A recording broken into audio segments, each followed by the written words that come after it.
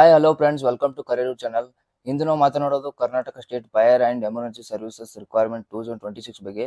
ಈ ನೇಮಕಾತಿಯಲ್ಲಿ ಫೈರ್ಮ್ಯಾನ್ ಮತ್ತು ಫೈರ್ ಎಂಜಿನ್ ಡ್ರೈವರ್ ಮತ್ತು ಟೆಕ್ನಿಷಿಯನ್ ಹುದ್ದೆಗಳು ಖಾಲಿ ಇವೆ.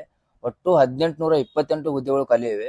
ಲಾಸ್ಟ್ ಡೇಟ್ ಬಂದ್ಬಿಟ್ಟು 20 ಮಾರ್ಚ್ 2026 ಇರುತ್ತೆ.